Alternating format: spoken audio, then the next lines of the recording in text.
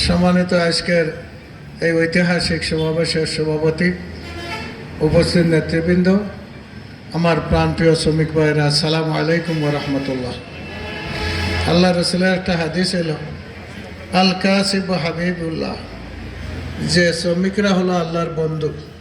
সুতরাং আল্লাহর বন্ধুদের সাথে আজকে আমি কথা বলছি। কথাটা ঠিক কিনা বলেন? এই হাদিস অনুযায়ী আমি আল্লাহর বন্ধুদের সাথে কথা বলছি, ঠিক না? সুতরাং আল্লাহর বন্ধুরা যদি এই জমিনে ভালো ব্যবহার পেতে হয়, তাদের দাবি দেওয়া আদায় করতে হয়, তাহলে তাদেরকে কি কাজ করতে হবে? আপনি খাইবেন আম, খাইতে চান আর গাছ লাগাইলেন তেঁতুল গাছতে, আম খাইতে পারবেন? সারা জীবন যাদেরকে দিছেন, আপনি যা চান তার বিপরীত তারা এই উদ্দেশ্যে গেছে, তারা খাইবে, লুটপাট করছে, সব কিছু হয়েছে। 54 বছর এই কাজটা করেছে। কথাটা ঠিক কিনা বলা? আমরা শুনলে খুশি হবেন। বাংলাদেশ জামাতে ইসলামী আসলে একদল সৎ, যোগ্য এবং দক্ষ লোক তৈরি করেছে এই বাংলাদেশের সকল সেক্টরে।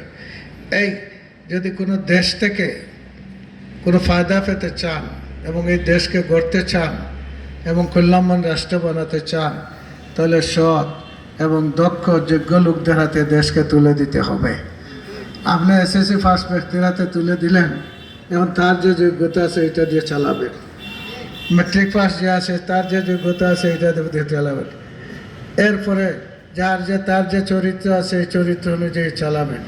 বাংলাদেশ জামাতে ইসলামী বিশাল এক ভান্ডার মহিলাদের মধ্যে শিক্ষিত মহিলাদেরকে একত্রিত করেছে, শিক্ষিত পুরুষ সকল সেক্টরে একত্রিত করেছে, এমনকি শ্রমিকদেরকে ঐক্যবদ্ধ করেছে, ছাত্রদেরকে করেছে। করে বাংলাদেশ জামাতে ইসলামের নিজস্ব ইউনিভার্সিটি আছে, সেই ইউনিভার্সিটির মাধ্যমে তাদেরকে তাদের যোগ্যতা বৃদ্ধি, তাদের চরিত্র সুন্দর হওয়া, তাদের দক্ষতা বৃদ্ধির জন্য ট্রেনিং দিয়ে থাকে এবং প্রশিক্ষণ দিচ্ছে। এইভাবে এই লোক তৈরি করছে বলেই আজকে একজন ডাক্তার শফিকুর রহমান মসজিদের ইমামতি করতে পারছেন। কথাটা ঠিক কিনা বলেন? আমি মৌলানা হাবিবুর রহমান মৌলানা হওয়ার পরে একটা হসপিটাল চালাইতে পারছি। এটা বাংলাদেশ জামাতে ইসলামের ক্রেডিট। এইটাই হচ্ছে বাংলাদেশ জামাতে ইসলামী।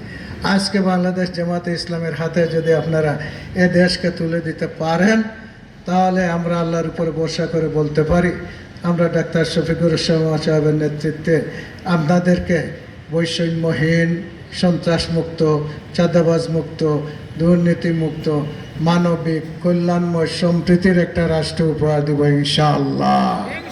মূল জায়গা ঠিক হলে বাকিগুলো অটোমেটিক ঠিক হবে। আর এই সিলেটের যে সমস্যা আছে শুধু আপনাদের নয়, এই সিলেটে যেটা কাঠামোটোর সমস্যা, রাস্তার সমস্যা আছে, ড্রেনের সমস্যা আছে, বিশুদ্ধ পানির সমস্যা, বিদ্যুতের সমস্যা, গ্যাসের সমস্যা, নদীবর্তী এলাকায় নদী ভাঙ্গন সমস্যা। সুতরাং এই 6টা সমস্যা আমি এই সিলেটবাসীকে সাথে নিয়ে সমাধান করে এই সিলেটকে একটা আদর্শ সিলেট হিসেবে গড়ে তুলব ইনশাআল্লাহ। আর আপনারা যারা আছেন, বিশেষ করে শ্রমিক বন্ধুগণকে আমি কথা দিচ্ছি, আল্লাহ যদি দেয় তাহলে এই সিলেট এলাকাকে একটা ইন্ডাস্ট্রিয়াল জোন হিসাবে আমি তৈরি করবো ইনশাআল্লাহ। আপনারা সবাই আমার জন্য দোয়া করবেন। আপনাদের সাহায্য চাই, আপনাদের দোয়া চাই, আপনাদের ভোট চাই। ভোটে প্রথমে আপনার শিলটা মারবেন, এরপরে এটাকে স্থায়ী এবং সমৃদ্ধির জন্য, কল্যাণ রাষ্ট্রে পরিণত করার জন্য দাঁড়িপাল্লা মার্কায় ভোট মারবেন। এবার আসলে জামাত এবং 11 দল ক্ষমতায় যাবে।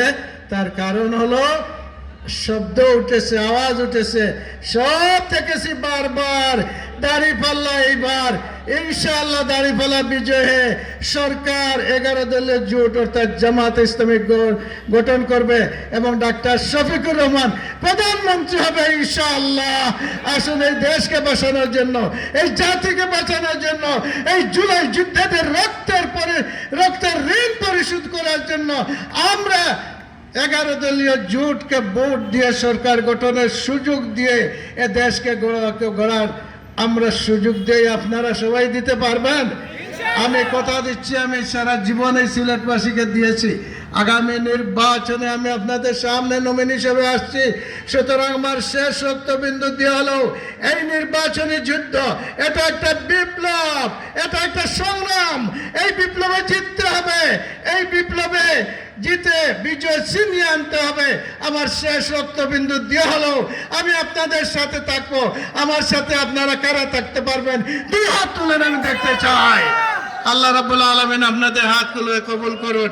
আমি বহু দূরে একটা প্রোগ্রামে যাইতাম, একটা হাট খোলা পিটারগঞ্জ, কোথায় আমি চিনিও না, এসার আগেই শেষ হয়ে যাবে।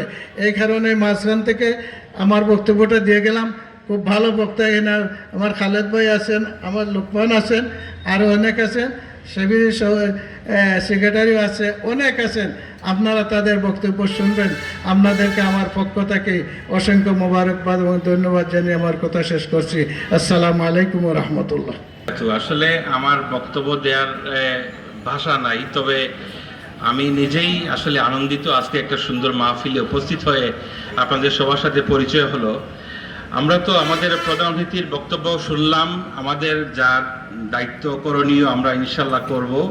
আমাদের ইমানি একটা দায়িত্ব, আমরা একজন সঠিক ক্যান্ডিডেট দেখে আমরা ভোট দেওয়াটা, এবং আমরা মনে করি আমাদের যোগ্য হচ্ছেন আমাদের যিনি আমাদের এতক্ষণ এত সুন্দর করে কথাবার্তা বলে গেলেন, এই কথাগুলো আমল করে নেওয়া এবং ওনার কথা শোনা, এবং ইনশাআল্লাহ আগামী 12 তারিখ নির্বাচনে ওনাকে প্রতিশ্রুতি আমরা সবাই যেন ওনাকে ভোট দিয়ে আমাদের এই এলাকাকে আমরা সুস্থ এবং সবল এবং সমৃদ্ধ করতে পারি।